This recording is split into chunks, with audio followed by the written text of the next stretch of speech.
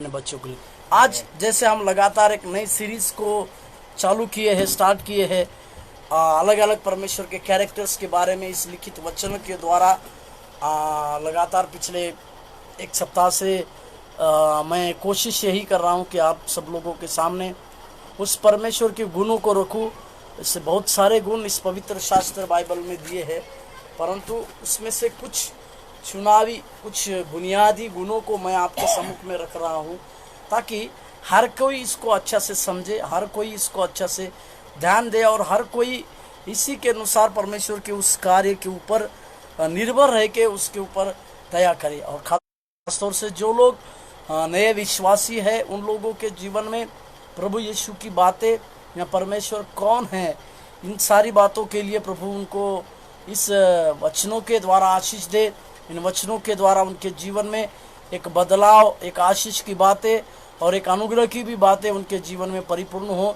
इसी विचार को लेकर पवित्र आत्मा की सहायता से पिछले एक सप्ताह से हम परमेश्वर के विभिन्न गुण इस बारे में जो है इस तरह की अध्ययन को हम चला रहे। आज का जो मेरा विषय जो है न्यायी परमेश्वर या परमेश्वर न्यायी है, इस विषय के बारे में, यानी इस गुण के बारे में इस पवित्र शास्त्र बाइबल के आधार पर और उसके लिखित दिए गए वचनों के आधार पर परमेश्वर ने अपने आप को किस तरह से न्यायी और किस तरह से न्यायी ठहराया है, इस चीज़ों को हम आज इस पर देखने पर है। हालेलुया, प्रभु के पवित्र नाम की महिमा और स्तुति होने पाए। परमेश्वर के गुण को जब हम वचन के द्वारा जानेंगे, परमेश्वर की बातों को लिखित दिए गए वचन के द्वारा जब हम पढ़कर जानेंगे, तो परमेश्वर के उस अनुग्रह और परमेश्वर की सिद्धता में भी हम चल पाएंगे। हालेलुया, पवित्र आत्मा परमेश्वर हमें सहायता करने पाए, उसकी हुजूरी, उसके अनुग्रह में प्रभु हम सबों को लेकर चलने के लिए। आज मेरा जो विषय मैंने लिया है वो है परमेश्वर जो है, परमेश्वर न्यायी है कर मैंने विषय को लिया है। मेरे साथ खोलिएगा कि हम सब लोग जानते हैं कि प्रभु जब राज्य करने के लिए जब आएगा, वो एक न्यायाधीश के समान ही आएगा। इसी के लिए हम सब लोग, दुनिया जो है सारी बाट जोड़ रही है उसके न्याय के लिए, पर जिसके जिसके कार्यों के अनुसार, जिसके जिसके कामों के अनुसार वो न्याय करने वाला परमेश्वर है। हालेलुया, प्रभु के नाम की प्रशंसा होने पाए।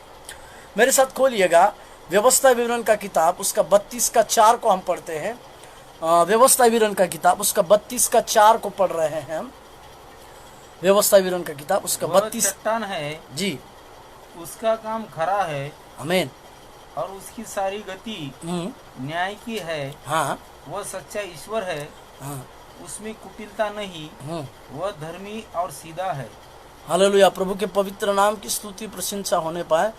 यहाँ पर मूसा द्वारा लिखित इस किताब में, ये जो मुख्य 5 किताब है, उत्पत्ति, निर्गमन, लेवी व्यवस्था, अनुवाद और गिनती, ये मुख्य 5 किताब जो है कि मूसा के द्वारा, पंचमुखी जो किताब बोलते हैं, ये मूसा के द्वारा लिखित किताब है।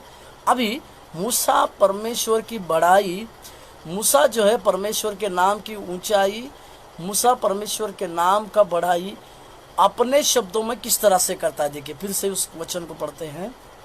वह चट्टान है, देखिए, वह चट्टान है। वो चट्टान इसी के लिए तो मैं आपको बताता हूँ, चट्टान के नीचे हम शरण स्थान पाते हैं।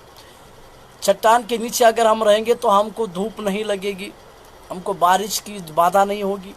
इसका मतलब परमेश्वर एक चट्टान कह के, दाऊद के भी जीवन में अगर आप देखें तो वो कहता है हमेशा, वो मेरी उद्धार की चट्टान है, वो मेरा गढ़ है। वो इसीलिए कह रहा है कि कई बार विपत्तियों में, कई बार अंधकार की ताकतों में, कई बार कई प्रकार के बातों में जब मरने की अवस्था में भी थे, क्योंकि परमेश्वर ने उस समय बचा। और एक वचन को जाना माना पढ़ते हैं, इसी के इसको बाद में रखेंगे। इसको भजन संहिता की किताब 91 अध्याय, उसमें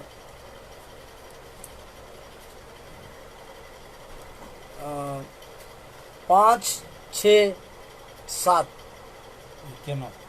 हाँ, तू न रात के भय से डरेगा और न उस तीर से जो दिन को उठता है जी, न उस सारी से जो अंधेरे में फैलती है, हाँ, और न उस महारोग से जो दिन दोपहरी में उजड़ता है। बस अब यहाँ पर देखिएगा, इन सारी विपत्तियों को ये भजनकार जो है वो बताता है, और भजनकार इस सारी विपत्तियों को बताने के बाद वो क्यों इस विपत्तियों को नहीं डरता है, क्यों, क्या कारण है वो इस विपत्तियों को कहता है कि मेरे पास ये कुछ भी हो जाएगा।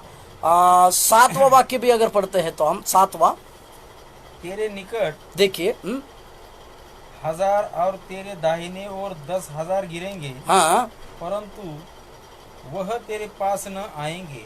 इस प्रकार का एक अद्भुत विश्वास जो है इस भजनकार के जीवन में आने का, इस प्रकार की सारी विपत्तियों से परमेश्वर मुझे बचाता है, इस प्रकार का विश्वास आने का उसका कारण 9वें वचन में दिया है।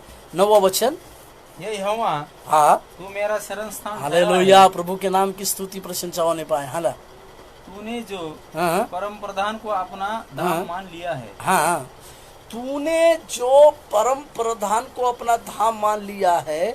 10वां वाक्य, इसीलिए कोई विपत्ति तुझ पर न पड़ेगी, हालेलुया, न कोई दुख तेरे डेरे के निकट आएगा, ना कोई दुख तेरे डेरे के निकट आएगा। इसका मतलब है जो जो परमेश्वर के पवित्र जन, जो जो लोग प्रभु को अपनी चट्टान कहकर पुकारते हैं, इस चट्टान के द्वारा, इस चट्टान के नीचे ना केवल वो शरण स्थान पाते हैं, परंतु उनके लिए एक सुरक्षा भी वो पाते हैं। हालेलुया, प्रभु के पवित्र नाम की स्तुति प्रशंसा। इसी के लिए वो चट्टान है कहकर अनुवाद के किताब, व्यवस्था विवरण के उस किताब में हम पढ़ रहे थे, अभी उस वचन को पढ़ते, व्यवस्था विवरण का 32:4 को हम पढ़ रहे थे। व्यवस्था विवरण की किताब उसका 32:4, वह चट्टान है, वह चट्टान है, उसका काम खरा है और उसका कार्य भी खरा है, और उसकी सारी गति, उसकी सारी गति न्याय की है। न्याय की है। इसका मतलब वो न्यायी परमेश्वर है बोलकर हम देख रहे हैं। हालेलुया, प्रभु के पवित्र नाम की स्तुति प्रशंसा।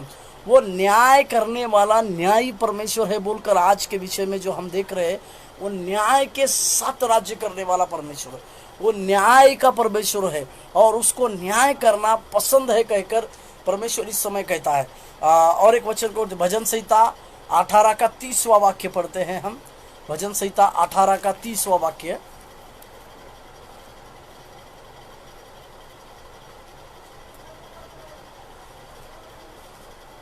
भजन संहिता का किताब उसका 18 का, हाँ, सच्चाई, हाँ, यहोवा का वचन ताया हुआ है, वह अपने सब शरणगतों की ढाल है।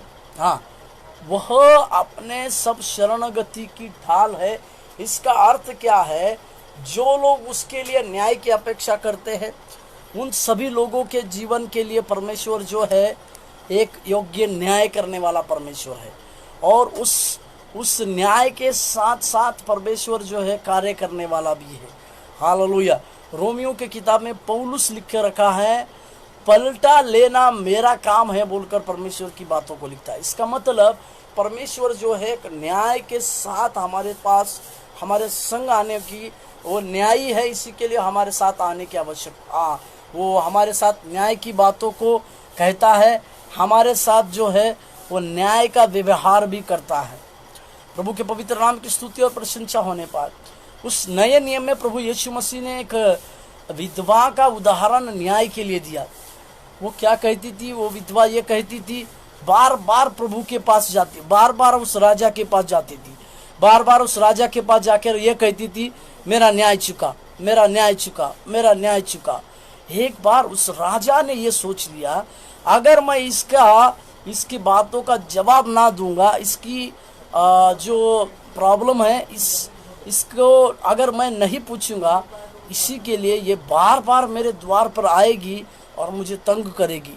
इसी के लिए अवश्य है कि इसका न्याय चुकाया जाए। हालेलुया। और उसने उस स्त्री को कहा कि कहिए तुम्हारी क्या समस्या। उसी तरह से जब हमारे स्वर्गीय पिता को हम हमारे न्याय के लिए बार बार जब बातों को करते हैं, हमारी ओर से वो केवल लड़ता ही नहीं, पर हमें सारी बातों से वो छुड़ाता है, हमें सारे अधर्मों से सारे अपराधों से भी वो छुड़ाता है और हमारा न्याय को करता है। प्रभु के पवित्र नाम की स्तुति और प्रशंसा होने पाए, क्योंकि वो हमारा न्यायी परमेश्वर है और वो न्याय के साथ हमारा व्यवहार भी करता है। जिस किसी ने वचन इस तरह से भी बतलाती है कि जिस किसी ने उसकी ओर देखा उनके मुंह को वो कभी लज्जित नहीं करता। प्रकाशित वाक्य है उसका 22 अध्याय का 12वां वाक्य हम इस बार पढ़ते हैं। प्रकाशित वाक्य उसका 22 का 12 हम इस समय पढ़ते हैं। 22 का 12 प्रकाशित वाक्य की किताब उसका 22 अध्याय का 12वां वाक्य इस समय हम पढ़ रहे हैं।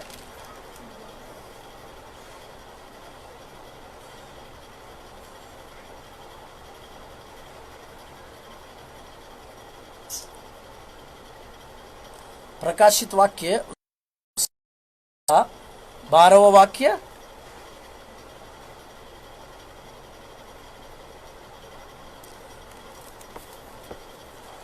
उसमें इस तरह से लिखा हुआ है कि देखो मैं शीघ्र आता हूँ और हर एक का न्याय करने के लिए उनके उनके कार्यों के अनुसार उनको देने के लिए प्रतिफल मेरे पास है। हालेलुया। न्याय करने वाला वो परमेश्वर ही है। वो आने वाले समयों में जब उसके आगमन में प्रभु आएगा तो उनके उनके हर एक कार्यों के अनुसार वो अपना न्याय को प्रकट करेगा बोलकर यहाँ पर आखिरी प्रकाशित वाक्य के इस आखिरी अध्याय में 22 का 12 में हम पढ़ते हैं। देख, हाँ, मैं शीघ्र आने वाला हूँ। मैं शीघ्र आने वाला हूँ और हर एक के काम के अनुसार बदला देने के लिए प्रतिफल मेरे पास है। और किसी के पास प्रतिफल नहीं है। आपके हर एक कामों का बदला या न्याय चुकाने वाला अगर कोई है तो वो केवल सर्वश्रेष्ठ ज्ञानी परमेश्वर है, और कोई भी ऐसा व्यक्ति नहीं है जो आपका और मेरा न्याय चुका सकता है। केवल एकमात्र प्रभु यीशु ही है जो हम सब लोगों का न्याय चुकाने वाला है। हम सबों के कार्यों के अनुसार जो हम कार्य किए हैं उस कार्य के हर एक कार्य के अनुसार वो जो है प्रतिफल देने वाला भी परमेश्वर है। हालेलुया। प्रभु के पवित्र नाम की स्तुति और प्रशंसा होने पाए। यदि हम प्रभु के उस कार्य को, अगर वो न्याय करने वाला है, परमेश्वर है कहकर, जब हम उसके न्यायी बातों को देखें, उसके कार्यों को जब हम देखें, वो न्याय करता है कर जब हम जानेंगे तो हमें ये बात की आवश्यकता है कि परमेश्वर जो है हम लोगों के जीवन में एक प्रकार के कार्य को जरूर करने वाला परमेश्वर। हालेलुया। हमारे भी जीवन में परमेश्वर ने एक बहुतायत की बातों को और बहुतायत के कार्यों को करने की ताकत उस परमेश्वर के पास है। उस नहम्याह ने जब ये जाना कि उस यरूशलेम की दीवार टूट पड़ी है, जबकि वो राजा के पास बड़े बड़े उच्च पद में था, परंतु अपने लोगों के बारे में या अपने राज्य के बारे में उस परमेश्वर के भवन की दीवार टूट गई है, इसको समझने के बाद वो परमेश्वर के लिए इस तरह से प्रार्थना करता है। उस प्रार्थना को नहम्याह का किताब उसका 1 अध्याय उसका 5 और 6 को हम जब पढ़ते हैं तो पता चलता है। हे स्वर्ग के परमेश्वर यहोवा, हालेलुया, हे महान हाँ, और भय योग्य ईश्वर, हाँ, तू जो अपने प्रेम रखने वाले और आज्ञा मानने वाले के विषय अपनी वाचा पालता और उन पर करुणा करता है, तू कान लगाए और आंखें खोले रह कि जो प्रार्थना में तेरा दास इस समय तेरे दास इसराइलियों के लिए दिन रात करता रहता हूँ, उसे तू सुन ले। मैं इसराइलियों के पापों को जो हम लोगों ने तेरे विरुद्ध किए हैं मान लेता हूँ। मैं और मेरे पिता के घराने दोनों ने पाप किया है। हालेलुया। पहले अगर 5वें वाक्य में अगर हम ध्यान से पढ़ते हैं तो वो परमेश्वर को इस तरह से कहता है कि तू भय वहा देव, तू भय रखने वाला परमेश्वर है। और वो ये कहता है कि आपकी जो आज्ञाएं जो थी परमेश्वर, उन सारी आज्ञाओं को मैंने और हमारे सारे पूर्वजों ने नहीं पाला, नहीं माना, इसी के चलते हमारे ऊपर इस तरह की विपत्ति आई है। इसका मतलब नहीमिया जो है परमेश्वर को एक न्यायी परमेश्वर कहकर अपने जीवन में संबोधित करता है। इसका मतलब उस परमेश्वर की न्याय की बातें थी, उस परमेश्वर ने जो आज्ञा दी थी उन आज्ञाओं को ना मानने के चलते परमेश्वर ने समस्त इजरायली लोगों का न्याय चुकाया, उनके ऊपर विपत्ति लाया और विपत्ति के कारण उनके जीवन में अथक कठिनाई और अथक परिश्रम को भी उनको सहना पड़ा और झेलना पड़ा। इस तरह की बातें जो है वो कहने का कारण यही है क्योंकि वो जान गया था कि परमेश्वर जो है न्यायी परमेश्वर है और वो हम सब लोगों का न्याय करने वाला परमेश्वर है। तो प्रभु के पवित्र नाम की स्तुति प्रशंसा होने पाए। आज उस न्यायी परमेश्वर को हम इतना कहने पाए कि प्रभु हमारे जीवन में भी एक प्रकार का न्याय, हमारे जीवन में भी आपके सारी बातों का न्याय होने पाए। आपके जीवन, हमारे जीवन में प्रभु जो जो बातें घटी है उन सारी बातों का न्याय करने की बातें जो है परमेश्वर, जैसे इजरायली लोगों को कहा कि डरो मत, चुपचाप खड़े रहो और उस उद्धार का काम को देखो जो यहोवा आज ही तुम्हारे लिए करेगा। इसका अर्थ यह है कि परमेश्वर के सम्मुख में जब हम डटे रहेंगे, स्थिर रहेंगे, तो परमेश्वर हमें ना केवल हमारा न्याय करेगा परंतु हमें आने वाली सारी विपत्ति से भी बचाने की ताकत रखता है। आइए हम फिर से हमारे देश के लिए प्रार्थना करें, देश के ऊपर अनुग्रह को मांगने के लिए प्रार्थना करें। प्रभु तेरी अनुग्रह की बातें हम सबों के जीवन में होने के लिए प्रार्थना करें। स्वर्गीय अति महान परमेश्वर प्रभु, फिर से जैसे नहीमिया ने प्रार्थना किया प्रभु जी, हमने और हमारे पूर्वजों ने प्रभु जी आपके विरुद्ध में ही पाप किया प्रभु। इस समय हम प्रार्थना करते, अंगीकार करते प्रभु जी, हमारे देश ने प्रभु जी आपकी बातों को नहीं जाना, आपके कामों को नहीं जाना, इसी के चलते प्रभु इस तरह की बातें हमारे देश के ऊपर विपत्ति बनकर आई है प्रभु जी। हम इस समय प्रार्थना करते प्रभु यीशु मसीह के नाम से इस वायरस की बातें प्रभु तेरे सामर्थ्य और अद्भुत नाम से हमारे देश से पूरी रीति से दूर होने हैं, तो हम प्रार्थना करते हैं। Hallelujah, hallelujah.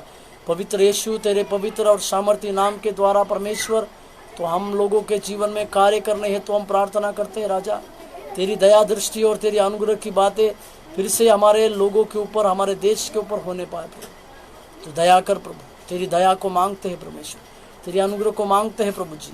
इस वातावरण को बदलने के लिए भी हम तुझसे विनती करते हैं राजा, तू सहायता कर परमेश्वर, तू सहायता कर प्रभु, तेरा अनुग्रह दे प्रभु जी अपने लोगों के ऊपर, तू तेरा अनुग्रह देने के लिए भी हम प्रार्थना करते हैं राजा, तू सहायता कर और मदद कर। धन्यवाद देते हैं यीशु मसीह के नाम से इस प्रार्थना को मांगते हैं, आमीन।